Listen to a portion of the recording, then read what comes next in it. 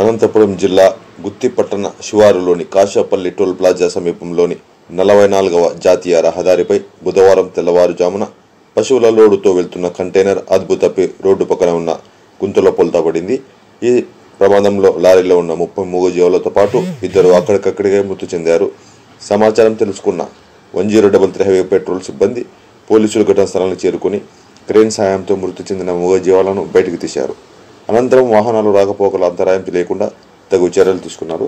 మృతుల వివరాలు తెలియాల్సి ఉంది. మృతుల దేహాలను పోస్టుమార్టం నిమిత్తం పామిడి ప్రభుత్వ ఆసుపత్రికి తరలించారు. తెలంగాణ రాష్ట్రం నుండి అనంతపురం వైపు వెళ్తున్నట్టుగా ఈ ప్రమాదం చోటు చేసుకుంది.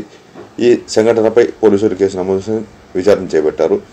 అలాగే ఈ ఘటనపై జిల్లా భారతీయ అధ్యక్షులు భారతీయ జనతా యువ మోర్చా మంజుల వెంకటేష్ స్పందించారు.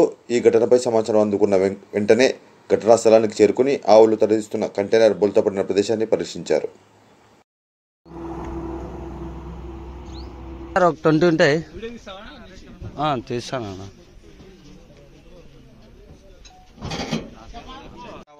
గోవుల యొక్క వధను నిషేధించాలని చెప్పి ప్రభుత్వాలు ప్రయత్నం చేస్తున్నప్పటికీ ఏదన్నా మార్కెట్ యార్డుల ద్వారా గోవుల్ని కొనుగోలు లేకపోతే ట్రాన్స్పోర్ట్ చేయడం అంటే ఓపెన్గా తీసుకుపోయేదానికి అవకాశం ఉంది.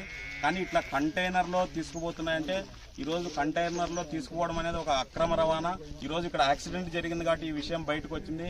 లేకపోతే ఇక్కడ చనిపోయినటువంటి గోవులు అత్యంత కిరాతకంగా హింసించి వధశాలలో వధించబడుతున్నాయి. మరి ఈ యొక్క విషయాన్ని రాష్ట్ర ప్రభుత్వం సీరియస్గా తీసుకోవాలి. దీని మీద తనిఖీలు చేస్తున్నారా లేకపోతే ఇంకోటి చేస్తున్నారా, లేకుంటే ఈరోజు జరిగింది కాబట్టి ఈ విషయం మన దృష్టికి రావడం జరిగింది. ఈ సందర్భంగా రాష్ట్ర ప్రభుత్వానికి టోల్ గేట్లో కట్టుదిట్టమైనటువంటి చెక్కింగ్ వ్యవస్థను ఏర్పాటు చేయాలని చెప్పి ఈ గోమాతల్ని హత్యలను నివారించాలని చెప్పి విజ్ఞప్తి చేస్తున్నాం.